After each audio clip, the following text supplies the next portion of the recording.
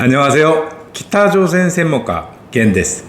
では、北朝鮮を読むスタートします。皆さんは世界的なバイオリニストがたった一冊の本のせいで処刑されると信じられますか？ 2013 年8月、北朝鮮最高のエリート芸術家9名が公開処刑されました。金正日が直接プレゼントした数十億円のストラディバリウスバイオリンを演奏していた天才音楽家、そしてリ・ソルチュが所属していたあの有名な銀河水還元楽団とワン・ジェイサン芸術団のメンバーたちでした。北朝鮮当局が発表した処刑理由はポルノ制作及び配布。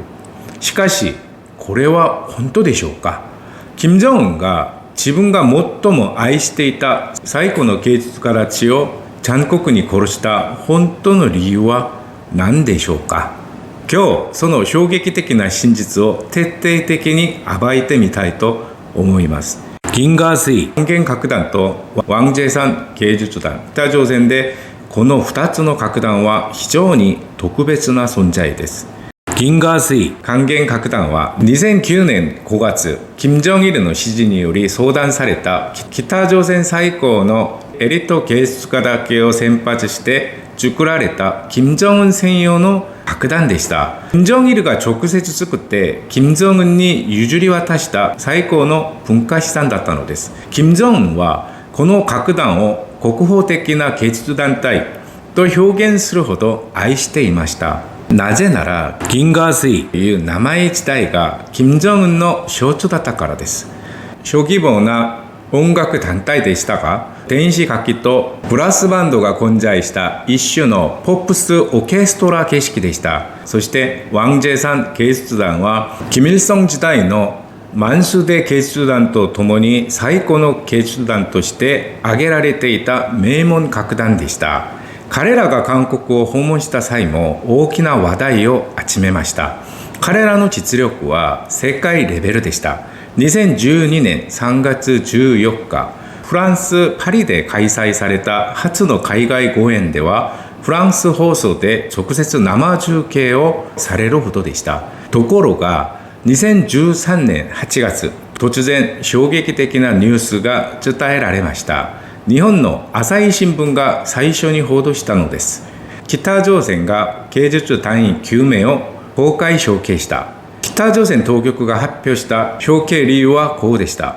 不正な録画物を視聴し、その行為を真似て性的録画物を制作した。しかしこの話には理解できない部分があまりにも多すぎました。第一に彼らの生活環境を見ると不可能なことでした。彼らは毎日徹底した管理を受けながら集団アパートで生活しました。お互いを監視する北朝鮮のシステムの中で暮らしていた人たちです。銀河水還元楽団団員たちは分編成で運営され、決められた区域で特別待遇を受けながら同時に特別な監視も受けていました。外部の人間が映像制作に関与することはほぼ不可能でした。彼らが住む場所に入るにはいくつもの検問を通らなければならなかったほどですから。第2に技術的に疑問が多くありました。2013年は北朝鮮で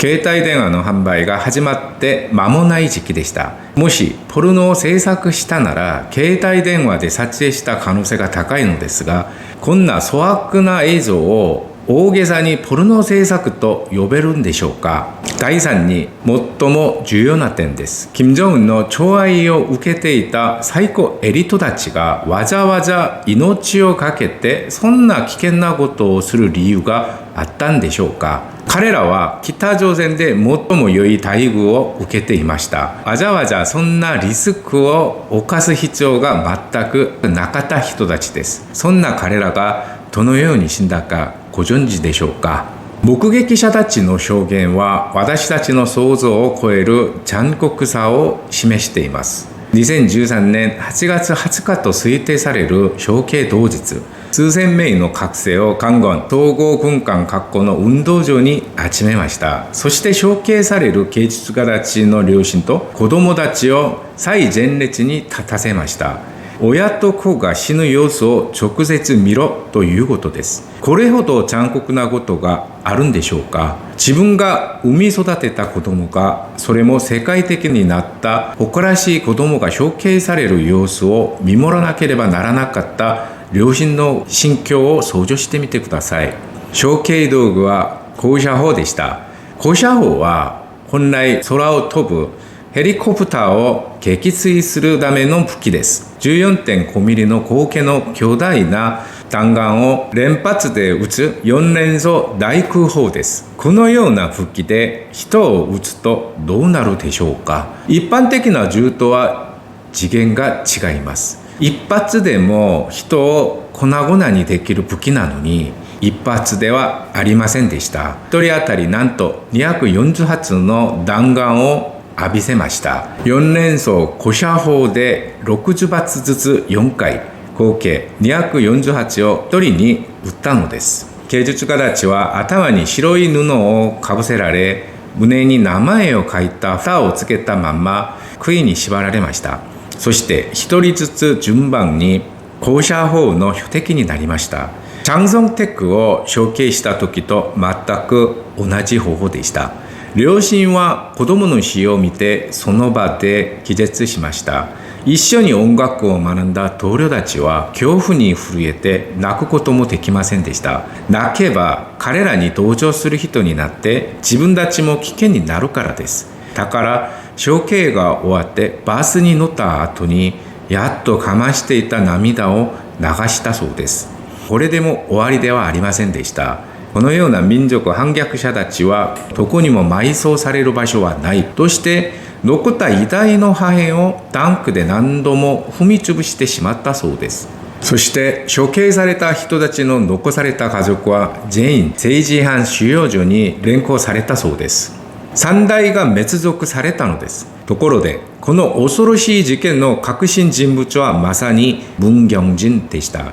銀河水還元楽団の団長であり、世界的に認められたバイオリニストでした。文경진の実力はどの程度だったでしょうか。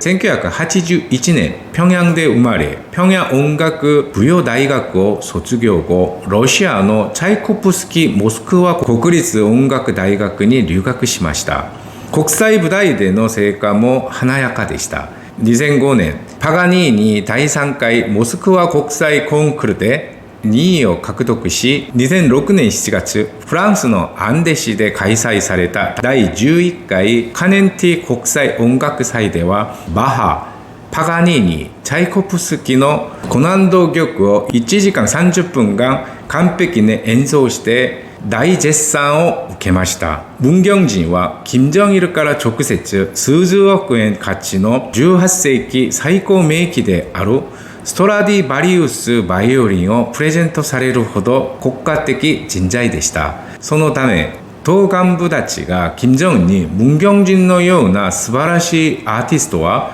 一世紀に出るか出ないかです。国家の宝物ですからどうか殺さないでくださいと懇願しましたが、金正恩は無条件に殺せと指示しました。なぜそうしたのでしょうか。その理由は結局後に脱北した小磯人事の証言を通じて真実が明らかになりました。文경진と銀河水還元楽団のメンバーたちは海外留学中にある一冊の本に出会いました。その本はまさに聖書でした。そうして文경진はヨーロッパで留学中にキリスト教を受け入れ、聖書を密かに北朝鮮に持ち込んで他のメンバーたちに配りながら聖書の話を伝播しました。彼らは海外留学という特権を享受しましたが、同時にそれが得になりました。自由な西側世界でキリスト教を知ることになったのです。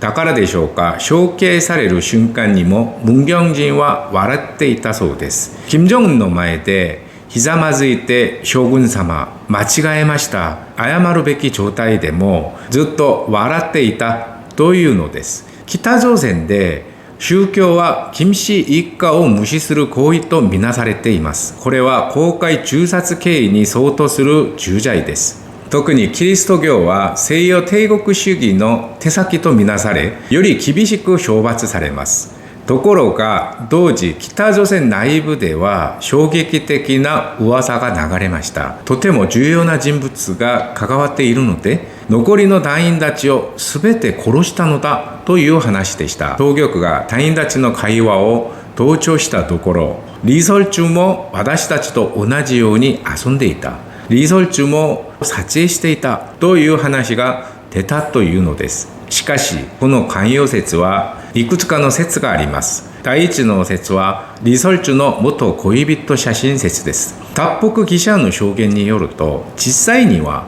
ポルノではなくリ・ソルチュが金正学院時代に彼氏と撮った一般的な写真1枚が問題だったと言います。リ・ソルチュが金正恩と結婚した後も銀河水還元楽団団員の一部がこの写真を記念品のように保管していました。私たちの友人が今やファストレイディになったと言ってお互いに回して思い出を共有していたところを発覚したのです。北朝鮮では過去の恋人の写真でさえ金氏一家に対する暴力とみなされることがあります。特に最高指導者の妻になった人の過去の恋愛写真を保管して回し見するということは体制暴力行為とみなされる可能性があります。実際にリ・ソルチュが政治の舞台に初めて登場した時、リ・ソルチュに関する同窓生たちのビデオを全て回収し、リ・ソルチュに関する研究を禁止させました。第2の説はジャン・ソンテ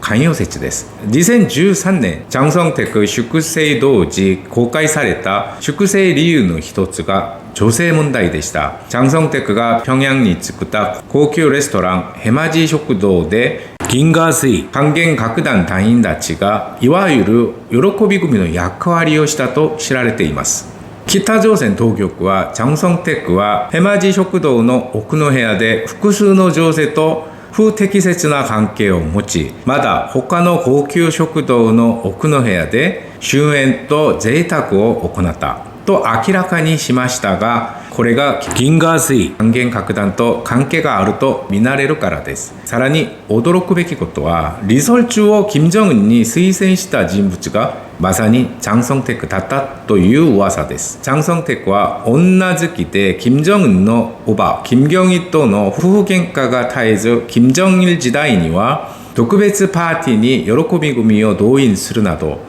芸術界人士たちと親交を深めてきました。もしリ・ソルチュとジャン・ソンテクの間に不適切な関係があったなら、これが処刑の本当の理由かもしれません。それではなぜ金正恩は強電波という本当の罪状の代わりにポルノ政策という理由を掲げたのでしょうか。第一に北朝鮮では罪状を公開的に発表するものと発表しないものがあります。宗教伝播のために処刑すると大衆の前で発表すれば、人々が聖書って何と疑問を持つ可能性があります。北朝鮮住民は聖書やキリスト教についてほとんど知りません。下手に処刑理由を知らせる過程でかえって宗教に対する好奇心を呼び起こす可能性があるのです。第2にポルノという罪状がより効果的でした。ポルノは北朝鮮住民も簡単に理解でき、道徳的に非難しやすい罪状です。わいせつ行為を禁止する北朝鮮住民の心理を利用した陥れだったのです。北朝鮮は脱北した主要人士がいるとわいせつな人物のイメージをかぶせることを好みます。